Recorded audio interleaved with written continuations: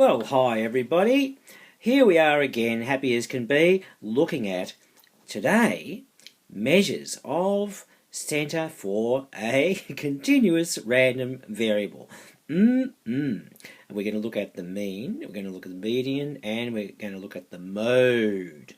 Oh my goodness, how exciting is that? So, there is the beast in question. And we're going to look at it straight away. So here comes the mean, okay? Continuous random variables, okay? Right.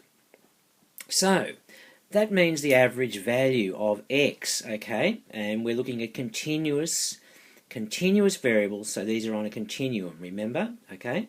Average value of x, it's also called the expected value of x, and it's written like that, okay? Capital E, brackets, capital X, okay? Now, remember, let's do a bit of a recap here about what we found for the discrete variable. How do we work out the mean value of that? Can you remember? I hope so, because we've only just done it a couple of weeks ago. However, we'll just redo it just to have a fresh look. Now, there's a little example of one I just made up for you, where x could take the values 0, 1, 2, or 3, and the probability that x equals those specific values above would be in that probability row I've given you there, which adds up to 1. Yes, it does, goody. That means we're still in business. And to work out the expected value, it is the gobbledygook, which means capital sigma means the sum of, okay, all of the various individual values of x times their probabilities. That's what's on the right hand side of the Greek capital sigma, okay? So it's, for example, it's basically x times probability of x when x is 0 plus x times probability of x when x is 1 plus x times probability of x when x is 2 plus x times probability of x when x is 3. That's what we mean, okay? Do you get that? Of course you do. And there it is, in real life, action-packed for you. And what does that come to? Well, it looks like it comes to that, which I think would be 1.7, okay? Now, that's discrete, okay? Now, look, fasten your seatbelts because continuous is different. Remember, oh, there's the box. Thank you, Mr. Box. For continuous, now, it's the equivalent process. However, you've got to get your head around something I'm going to explain again, okay, which I did on a previous presentation. Probabilities are not the values of the function itself. They are not probabilities. It's a probability density function. The probabilities are areas under the curve. There's a very, very enormous difference between thinking of them as probabilities, which they're not, and areas being the probabilities, which they are, okay? I'm trying to emphasize that. I hope you're getting it. So what we're really doing, guys, is what I did in the previous presentation, where we introduced the continuous random variables. I kept on talking about areas under a curve being a measure of the probability, okay? Remember we talked about weights, and we talked about a certain weight and then having a measurement tolerance either side of the weight that we might be trying to measure, and we called that interval of x, okay? That interval of x was what we were considering as being the total domain for each individual value of x, because you can't measure the precise value of x. You can never do it, okay? So therefore we were saying, the area, which there's the x, now you've got delta x is your width, okay? That's your measurement tolerance, or your class interval width, or whatever you want to think about it as, okay? And you've got your height is f of x, right? So what is the area of that rectangle? You tell me. Well, it's the height times the width, isn't it? It's that thing. It's basically delta, it's f of x times delta x, okay? Where that little delta, that's a little delta, which means in maths a little bit of, a small bit of x, okay? That's the area. So that is the area, and if that is the probability, guys, that is what we've got to be using for working out our continuous variables and the expected value of them. Okay, now here we go. So that, yes, that area is what I'm saying is the probability that x lies between x1 and x2. You can see them, the left hand and right hand extreme of that class interval respectively. Okay? Now, that was all explained in the previous video. If you don't get that, you just better go back and look at the previous one. Just turn me off and just go back to look at the previous one. Okay? If you do get it, okay, keep going. So what I'm saying to you is this. The probability of x equals the area where x is between x1 and x2. Because, remember, for a probability density function, the total area under the curve equals 1. Okay? Equals 1. Right? So that's why it's just the area and it's not the area over something. Okay? Now, that equals, what have I got there? Yeah, that area is f of x times delta x, right? Okay, so therefore what we're saying is the expected value of x, would be, now let's more gobbledygook, just take a chill pill, it's all right. It's the sum of, okay, the sum of, and what's to the right of that Greek capital sigma, of all the x values times the probability of the variable being equal to that specific value of x, which and we're going to seek the limit of that as delta x approaches 0. Okay, that's what we do. Okay, and then we've got our continuous thingy. I can't think of what to call it. You know what I mean. Now, look how similar that is to the discrete one. It's really identical, guys. It's really identical, except there's a limit expression in there, which is what we have to do for continuous ones, okay? To get total complete accuracy, you have to take the limit of the width of those rectangles down to infinitely wafer thin and approaching nothing, okay? Now, do you get that, okay? It is the sum of all the x values times their probabilities, right? And the limit of that sum as delta x approaches 0, seeing as we're doing a continuous distribution here. All right? Same as the discrete one, really in principle. Now, if you look to the top left, I'm going to continue on that because I ran out of room, okay? Now, what did I say the probability was? Yes, it was the area of that rectangle in which the x variable, the particular x variable which we're considering, resides, okay? So, let's put it all together. We get that thing there, which is what which I just, oh yes, you see the probability that capital X equals the x specific x value is f of x times delta x. I've replaced that probability term at the bottom right with the f of x times delta x. Now that makes sense, doesn't it? It's the x value times its probability, yeah? Now you're going to see how it morphs into the expression we use for the continuous variable. I'm just putting in there, I'm generalizing, going from minus infinity to plus infinity, as we do for these PDF type things, continuous things. Now I'm just emphasizing to you that those two terms I've bracketed are the probability that capital X equals little x, yeah? Okay, now we can do it. Here it comes. Here's the Leibniz notation with the lazy s, the integral. So the limit of that thing there, where it is, where's my pointer? There it is. The limit of that thing there, guys, okay, is that thing there. So the x is there, the f of x is there, and the delta x morphs into this little beastie called dx. But you've got to remember that f of x times dx is really referring to the area of rectangles. The height times the width is the probability.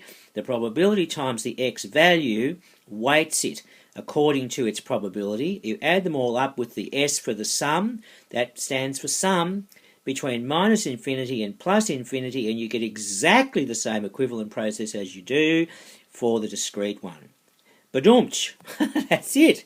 All right, box time. Mr. Box. Do you get that? Yes, I hope you do. That's the way I always think of these things, as rectangles, okay? Otherwise you just get yourself messed up and you don't know what all these symbols mean, and you get into abstract abstract fog, abstract mist, and abstract I don't get it, okay? Alright, I'll stop rabbiting on. Now that's that, okay? Yes, put stars around it and neon signs and everything. That's it, okay? That's the expression for the mean, okay? Right, let's go. Now, that's it. But what about, wait, there's more. What about the mean of some function of x? Say g of x, where g of x might be, yeah, so for example, x squared, which we do use, by the way. Wait till we get to measures of spread and you'll see that. Now here's my little diagram here that I had on the previous screen, except that I've added an extra horizontal axis there where I'm showing you the value that g of x takes for each specific value of x under consideration here. Okay, so if g of x was x squared, well, you just square the value of x to get g of x, and so on. You know what I mean? Okay, so you can see, guys, that the process of getting the mean value of g of x would be exactly the same as what I've just outlined for x, because it's basically the sum of all g of x values times their probabilities, and their probabilities lie in the area of the rectangle in which they reside. Okay? Thus, there's x squared, and here it comes. So the formula makes sense. It's the same formula as I've got there in the top left of the screen, the same as that formula there, except that I've basically put a g of x in there instead of an x. Okay? Yeah, there you go. All right? Yes, and that's the probability bit. That's the probability of g of x, okay? F of x dx is the area of the rectangle in which g of x resides, okay? And I'm going from minus infinity to plus infinity to generalise it so that the thing is valid for all of r, okay? All right. Now, yes, there you go. There's an example, okay? E of x squared would be the integral of x squared times f of x dx from minus infinity to plus infinity, which those terminals are x values, okay? Because we're integrating with respect to x, okay? Don't leave your dx out, otherwise the examiners will get very grumpy with you and you might lose some marks, and for good reason too. Alright, what have I got here? Find the expected value of the random variable capital X which has a probability density function with the rule da-da. Well, that's going to be easy, isn't it? We know what to do now, don't we? Yes, we do. So the expected value is x, integral of x times f of x dx from minus infinity to plus infinity. In this case it only goes from 0 to 2. So we're just going to substitute for f of x, we're going to put 0.5 of x in there, aren't we? Yes, we are. And we're going to integrate that, and Bob will be our uncle. I mean, Bob's your uncle, get it? Yes, good. And there it is, very good. And the answer is very close now. Is that right? Yes, yes. 1/6 of 2 cubed, yes, that's right. Good, good. 8 over 6, which is 4 over 3. And Mr. Box, are you ready? Thank you, Mr. Box. So that is the expected value. That is the expected value, the average of that variable for that particular probability density function. Okay? Yeah, now you're getting it. Good. Here's another one. Now this time we have to work out the expected value of x squared. And the expected value of e to the x. Good heavens. Correct to 4 decimal places. Look, no problem, guys. Here's a... Let's do it. We know what to do. The expected value of x squared is mean we just basically put an x squared in there instead of an x, you see, in there, okay, times the probability, which is this bit, f of x times delta x, okay? Yeah, okay, hope that's sinking in. So we just go plug and play now, okay? We know how to integrate that, don't we? Yes, we do. That's a half of x cubed, and the integral of x cubed is a fourth of x to the 4, integrated between 0 and 2, and that becomes an eighth of 2 to the 4th minus nothing, which gets us 2 to the 4th is 16, 16 over 8 is 2, and Mr. Box. Thank you, Mr. Box. Okay, that's A, done. Done and dusted, guys. That's the expected value of x squared, right? Here comes B. Now we've got to do the expected value of of e to the x. Oh, look, that's going to be easy. Actually, it won't be very easy to integrate. We have to use our trusty calculator for that one, because that's a bit hard. So if you do your trusty calculator and you do a definite integral of that thing, you will get, oh, what did I say, 4 decimal places? Oh, goodness, I haven't done it to 4 decimal places. Naughty boy. Can you just imagine a 4th decimal place? Get me out of trouble. It must have been 4.1950, I think, because otherwise I would have quoted that. Anyway, I don't know. Just imagine a 4th decimal place when you work it out, okay, and see what the 4th decimal place is. Okay, that's the mean. Now we're going to do the median. Okay, the median. Now what's the median again? Yes, it's the middle number. Okay, so in other words, the middle number means it's the number which gets you the middle cumulative probability, okay, from the left-hand side, from the lowest variable up, okay, lowest valued variable up. So the median is the middle variable, yes, such that we reach 50% of probability. So you have a look at that table and you tell me, what is the median? What is the median? I think it's 1. Of course I do. Did you agree? Of course it's 1. And if those probabilities overshot, actually it's not 1. Do you know what it is? Oh my goodness. Do you know what it is? It's 1.5, and I'm a silly goat, okay? Why is it 1.5, guys? You tell me that. Because we get 0.5 probability from both sides, running from left to right and from right to left. So which one wins? Is it 1 going from left to right, or is it 2 going from right to left? It's neither, okay? You basically add those two middle variables up and divide by 2, so you get 1.5, okay? So you better take note of that, okay? And I'm a silly sausage because I forgot, okay? And if you did overshoot with the probabilities from the left, you would just take the variable which is the first overshot one, okay? So if you had those two in that probability row, in that row there, if you had a 0.3 there, well then that one plus that one would get you 0.6, wouldn't it? Therefore 1 would definitely be the median. Are you with me? I hope you get that. I'm sorry for my error. I get the silly goat award again. Alright, now for continuous, the same principle applies, doesn't it? Yes, so how do you convert that principle into what we're doing with continuous? Well, it's very simple. What you do is you find the variable such that the cumulative probability up to and including that variable equals 0.5, okay? Equals 0.5, half the probability, cumulative probability, just like the discrete thing, okay? So how do you do that in terms of our continuous thingy? Well, look at that. We say that 0.5 equals the area under the curve, okay? Under the curve of f of x. In other words, the sum of all those rectangles where the height is f of x and the width is delta x, okay? That's what you've got to think of, rectangles. Okay, between 0 and m, in this case it's only defined from 0 upwards, right? That's my little example. So from 0 to m, area under the curve gets you 0.5, and you solve that for m. And I'm going to show you the manual way and a calculator way for that in a minute. So that's m for median, and you just basically just work that out. For the now you can do this for other than the median. You can do it for any percentile that you like. The 75th percentile means the 3/4 mark, sometimes called Q3, or the upper quartile, would work like this. Okay, 0.75 equals, and I've called the area under the curve from 0 to Q3. I called that Q3 just in honour of of what they call it. Usually it's capital Q3, but that doesn't matter.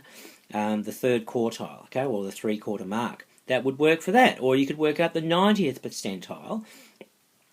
0.9 would be the area under the curve from 0 to, say, P, where P could stand for percentile, okay? And you just solve that for P, and it's easy to do. So in general, guys, back to the median, we say that 0.5 equals the integral of f of x with respect to x from minus infinity up to and including m, and you solve it for m, Mr. Box. Thank you, Mr. Box. How's that now? It's really good, isn't it? It's a bit theoretical, but don't worry, we'll get on to some examples in a minute. And here is one. This one we're going to find the 90th percentile. So what have we got here? We've got telephone calls to the order department of a large company is a random variable, x minutes, of the duration of telephone calls. I get you. Okay. And it's got that thing. It's an exponential beast. Okay. And it only works from x is greater than naught, and it doesn't work from x is less than or equal to naught. But here's a hot tip for you. If you have to draw that in an exam, if you have to draw it, guys, you have to draw a big flat horizontal line along the naught line, okay, along the horizontal axis where it equals naught, okay, because they get very, very upset if you don't. You have to show them that you understand that the thing is defined as naught, where it says it's equal to naught, okay. I'll show you that a bit later, okay, if that confused you, don't worry for now. So, what are we going to find the value of A such that 90% of the calls, looks like a 90th percentile to me, guys, is less than A minutes, alright? Come on, we're going to do it. There you go. Is that right? Do you agree? Yes. We're going to solve it for A, okay?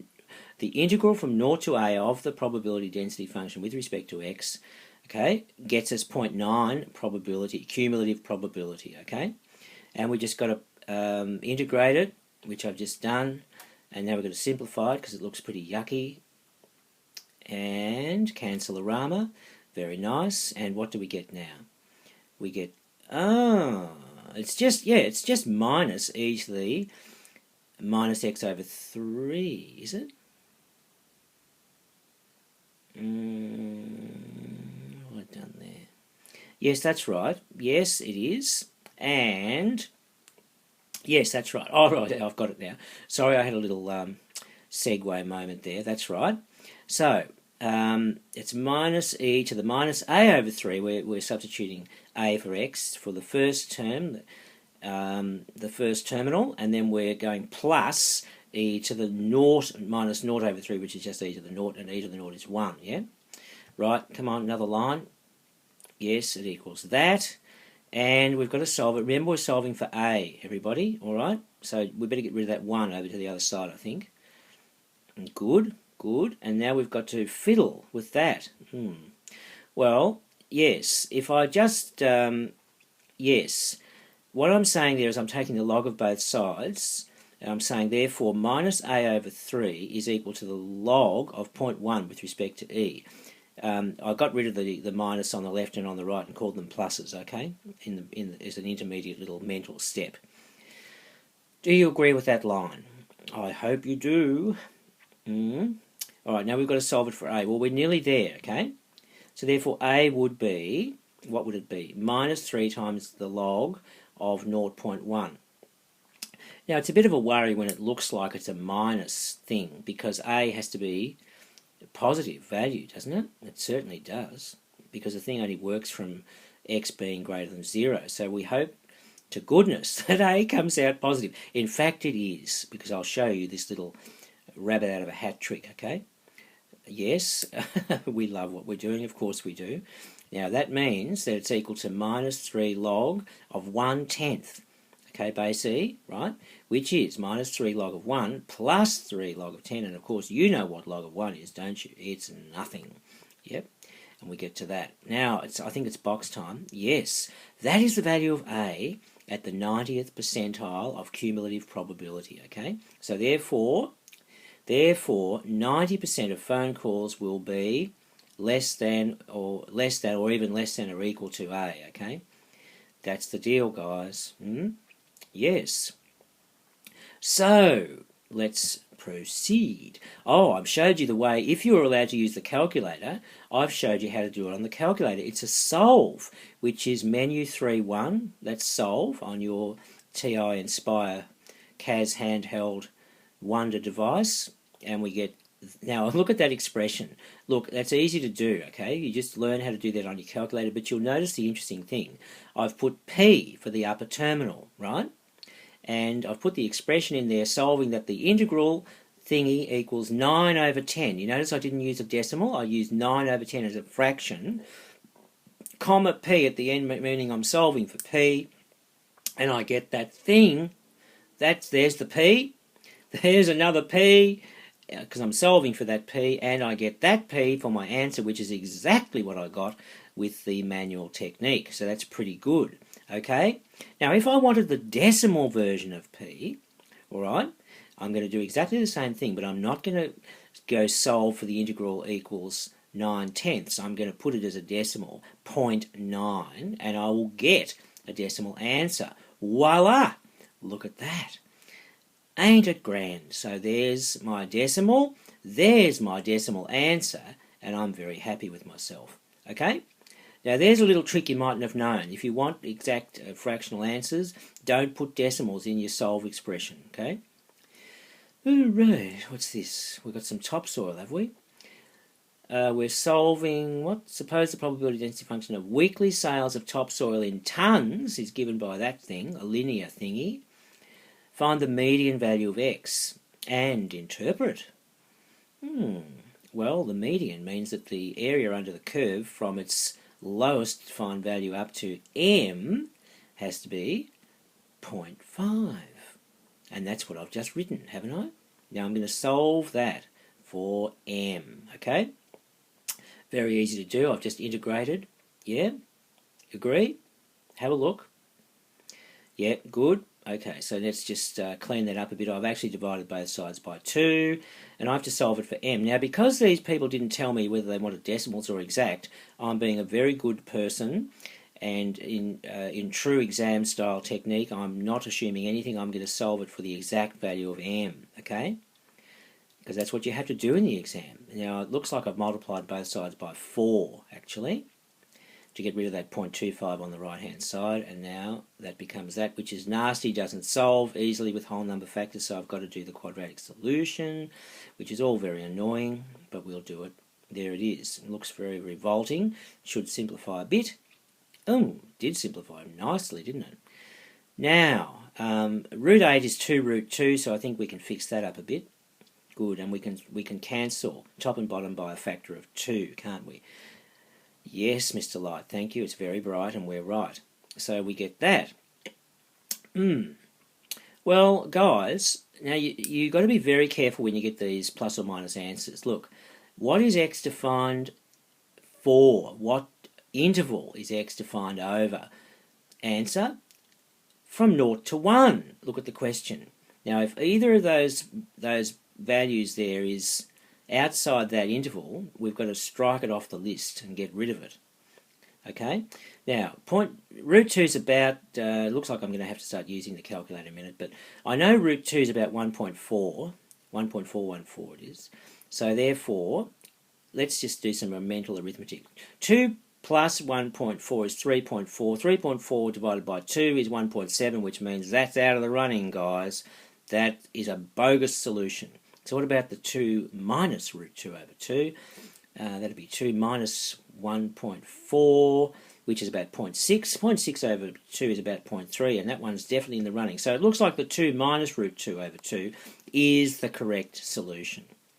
It looks like, see, I worked it out on the calculator, and I didn't do all the mental arithmetic. I did it on the calculator, and I got exactly the same as what I just got doing it mentally.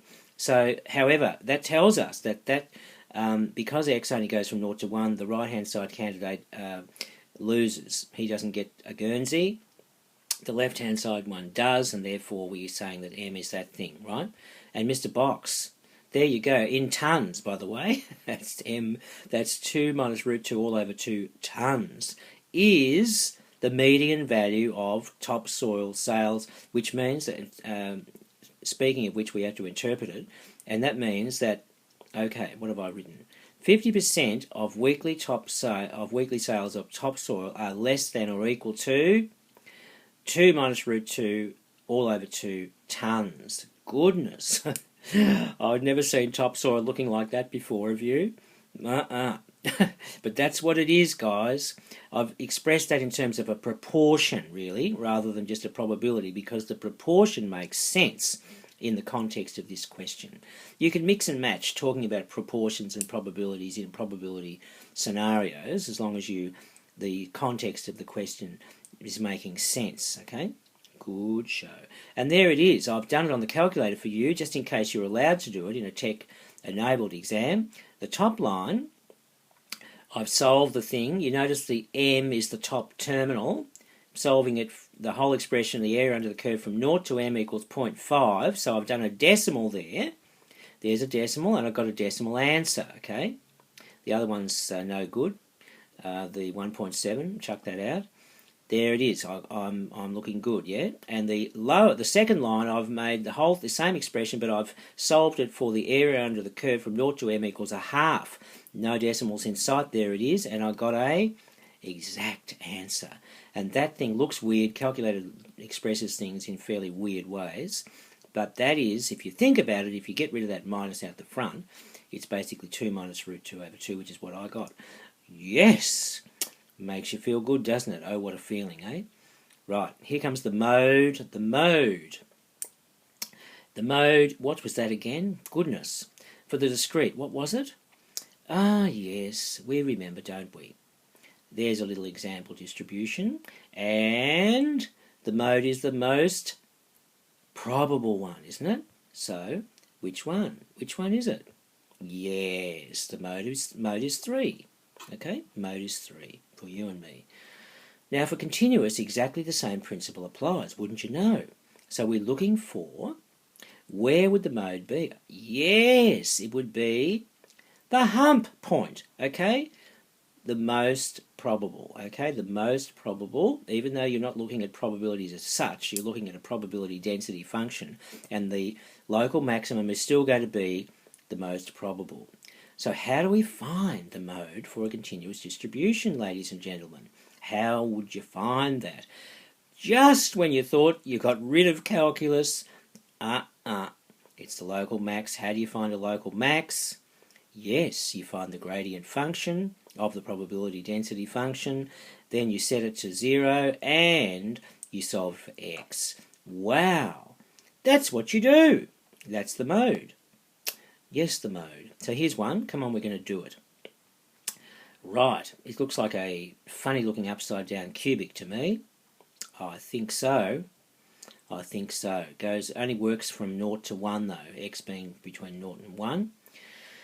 And we have to find the mode. Okay.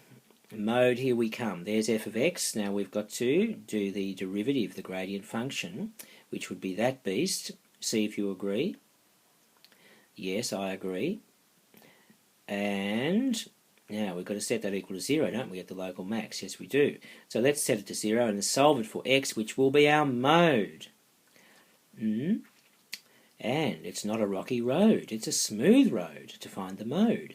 So look, what do you think the mode is? Well, it looks like, by the null factor law, the mode will be 0 or 2 over 3, wouldn't it? Now, but hang on, it can't be both. Which one is it? I think we need to draw the function, don't you? Of course we do.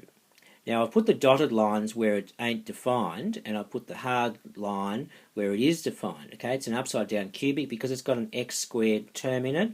That's the quadratic-y bit, which just sort of comes down like Halley's Comet and just touches the x-axis and then goes flying off again. And then for the single linear term there, the 1 minus x, it cuts right through the x-axis for there, of course, but it isn't defined for more than x is 1.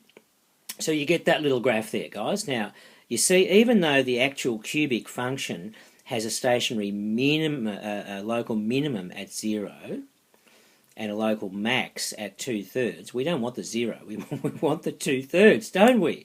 We want the local max. Yes, so that settles it. So therefore, that guy's out of action. This guy's in like Flynn, and there it is, Mr. Box. Thank you very much. X is 2/3. 2/3 is the mode. The mode. Okay? Good show. Now, what are we doing now? Oh, yes. This is the last one, guys, in case you're falling asleep. This is an interesting one here. This is the topsoil one we just did a few screens ago, but we're not going to find the median. We're going to find the mode. Okay? The mode.